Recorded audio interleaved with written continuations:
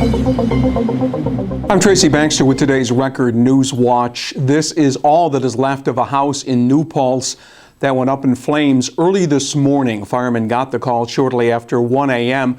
to a residence fully engulfed in flames on Holland Lane. There was no one in the home at the time the fire broke out. There were no reports of injuries. Firemen from New Paltz, Highland, Modena, and Gardner were called to the scene. Firemen were reportedly hampered on arrival by live electrical wires that were discovered in the driveway of the residence.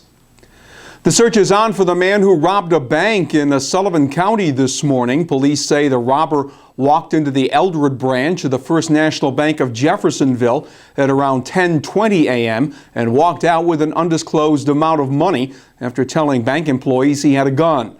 No weapon was shown. The robber is about 6 feet tall, 40 to 50 years of age, with a beard and shoulder-length hair. The bank is located on Route 55 in Eldred. Police say a light-colored Jeep Cherokee may have been the getaway vehicle.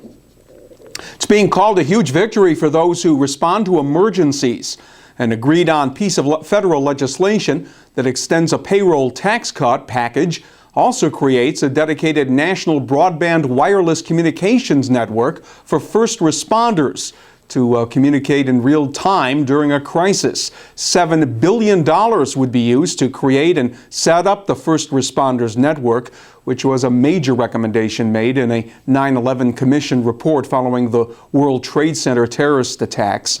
The money will come from the auctioning of unused public airwaves to create an emergency network that would allow police, fire, and other responders from different departments and jurisdictions to talk to each other directly. Senator Charles Schumer says the National Communications Network will help avoid a repeat of the communication failures that occurred on that tragic 9/11 day. Locally, the fire departments that make up Orange County Battalion 8 will have improved emergency communication soon, now that the fire companies have been awarded a federal FEMA grant totaling more than $600,000. Huguenot Fire Chief Thomas Kalin had applied for the grant that'll be used to buy new radios for firefighters in Huguenot, Cutterbackville, Port Jervis, Sparrowbush, and the nearby Otisville department. With the radios from this grant, it'll allow us all to be on the same channels, the same radio frequencies, and everybody will be on the same page when we respond into mutual aid and use each other in our different districts. Different departments have their own channels right now. Some people use different frequencies such as low band, high band, and with the grant this will put everybody on the same band, same channels, same radios. So if you're at a call in Port Jervis and you belong to Huguenot, their radio will be the same radio that you have in Huguenot, and they're interchangeable. Anybody can use them. The fire companies of Battalion 8 cover a 75 square mile area and respond to about 1,400 calls each year. April 16th is the date that's been set for the trial of Todd Sinclair, the 27-year-old Village of Florida man charged with murder for the fatal shooting of 21-year-old Randy Kaiser in Port Jervis last year.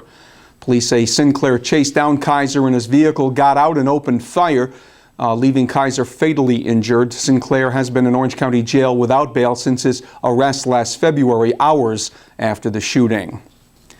In Sullivan County, last evening's dose of wintry weather led to a traffic accident that injured a county sheriff's deputy.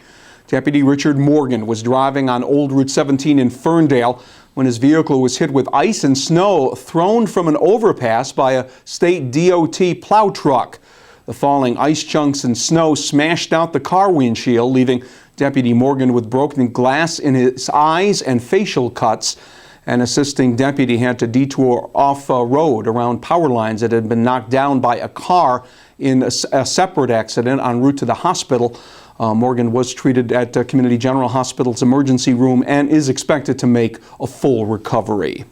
And the Reverend John Vondres, the pastor of St. Francis of Assisi Church in Newburgh, will be one of a number of Roman Catholic leaders here in the Hudson Valley who will be paying close attention to the goings-on in Rome Saturday, when New York Archbishop Timothy Dolan joins 21 others from around the world who will be elevated to cardinal during ceremonies at the Vatican. With his new duties, Cardinal-designate Dolan will serve as a papal advisor and is expected to be among the Council of Cardinals that would be responsible for choosing the Pope's successor. Reporter Mike Randall will have the full story on the ceremony and its possible impact among area parishioners in the Sunday edition of the Times-Herald Record. Looks like a pretty nice weekend coming up with a winter storm expected to stay well to our south. Saturday will be mostly sunny with temperatures reaching the upper 40s. Sunday will be mostly cloudy with the highs around 40 degrees. Make Record Online your source for breaking news all day long and get all the news and features in the weekend editions of the Times-Herald Record. For Record Newswatch, I'm Tracy Baxter.